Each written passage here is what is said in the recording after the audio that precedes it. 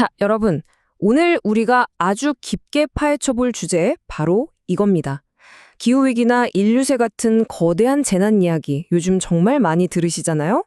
그런데 오늘은 단순히 환경이 얼마나 오염됐는지를 보려는 게 아닙니다. 그보다 훨씬 더 깊은 곳, 즉 우리가 자연과 맺고 있는 관계가 완전히 망가져버린 그 끔찍한 철학적 범죄 현장을 들여다볼 겁니다. 수백 년 동안 이어져 온 우리의 근본적인 생각의 방식이 도대체 어떻게 지구를 이렇게 병들게 했는지 오늘 분석에서 확실하게 추적해 보겠습니다. 유발 하라리가 이런 말을 했죠. 우리 호모 사피엔스가 생물학 연대기에서 단연코 가장 치명적인 종이라는 겁니다. 진짜 뼈 때리는 말 아닙니까? 농업혁명이랑 산업혁명을 거치면서 우리는 말 그대로 지구 생태계의 연쇄살인범이 되어버렸습니다. 세 번째 대멸종의 물결을 우리가 직접 주도하고 있으니까요.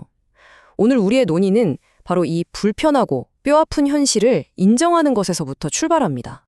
지금 우리 생존을 위협하는 핵심적인 갈등은 사실 두 가지 세계관의 충돌이에요. 우리는 너무나 오랫동안 자연을 그저 마음대로 써먹고 버려도 되는 기계 부품처럼 취급해 왔거든요. 이걸 수단적 패러다임이라고 부릅니다. 이 낡은 사고방식에서 빠져나와서 자연을 우리와 아주 복잡하게 얽혀있는 살아있는 파트너로 보는 공존성 패러다임으로 전환해야만 합니다. 안 그러면 진짜 공멸이거든요. 자, 그렇다면 도대체 언제부터 우리가 자연을 이렇게 한낱 도구로만 여기게 된 걸까요? 첫 번째로 인간 중심주의라는 이 엄청난 오만함이 어디서부터 시작됐는지 그 철학적 용의자들을 한번 추적해보죠. 생태계 파괴의 진짜 원인을 알려면 시간 여행을 좀 해야 합니다. 고대 성서 시대부터 기원전 4세기 플라톤, 그리고 17세기 데카르트까지 이 파괴적인 인간 중심의 세계관이 역사 속에서 얼마나 치밀하고 논리적으로 쌓여왔는지 그 흐름을 하나씩 짚어보겠습니다.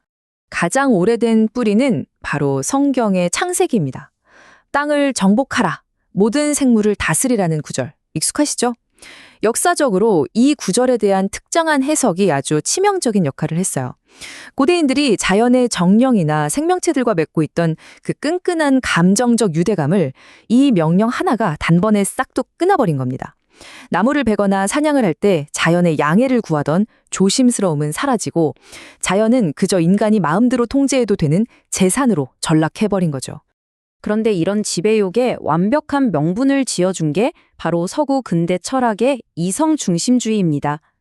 플라톤은 순수한 영혼이 물리적인 몸보다 우월하다고 줄을 세웠고요. 데카르트에 오면 이게 정점을 찍습니다.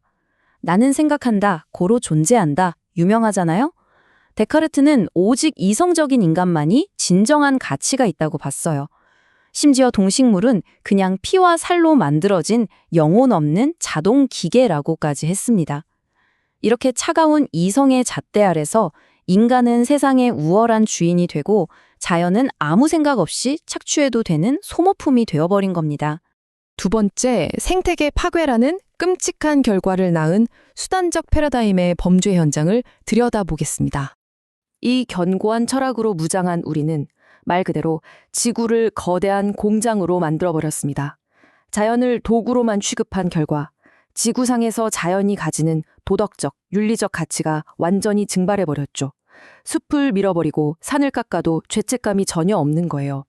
지구의 고통을 그저 엑셀표에 적힌 자원 채굴 비용 정도로만 취급했으니까요.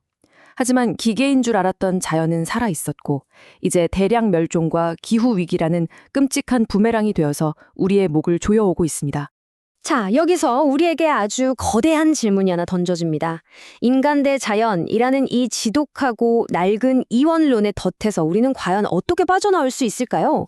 서구 철학의 그 오만한 이성 중심주의가 세상을 망가뜨렸다면 도대체 어떤 철학이 이 부서진 세상을 다시 고칠 수 있을까요? 세 번째 파트, 바로 여기서 이 낡은 규칙을 깰 목격자들, 니체와 듀이의 자연주의가 등장합니다. 자, 오래된 파괴의 게임을 완전히 박살낼 철학적 파괴자들입니다. 바로 자연주의 철학인데요.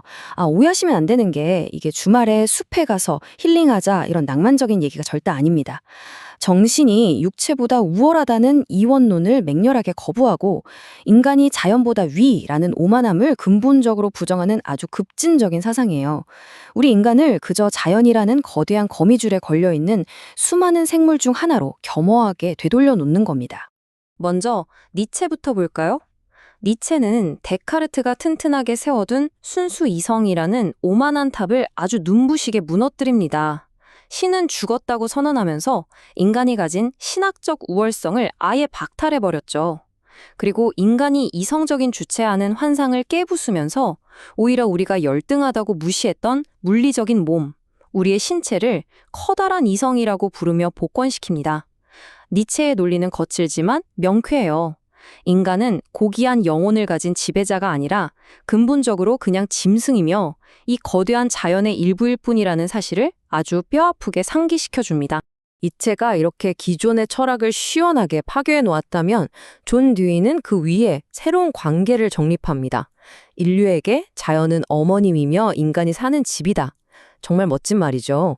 듀이는 우리의 모든 문화나 경험, 심지어 우리가 가진 도덕관념까지도 전부 자연 속에 뿌리를 내리고 깊이 얽혀 있다고 봤어요. 인간 중심주의라는 착각에서 제발 좀 벗어나서 우리가 원래 속해 있던 자연이라는 거대한 공동체의 일원으로서 우리 자신을 다시 발견하자는 강력한 호소입니다. 마지막 네 번째, 그렇다면 이 공존성 패러다임을 위해 우리는 구체적으로 무엇을 실천해야 할까요? 철학적 진실을 알았으니 이제 행동해야죠. 어떻게 구체적으로 바꿀 거냐? 아주 명확한 세 단계가 있습니다.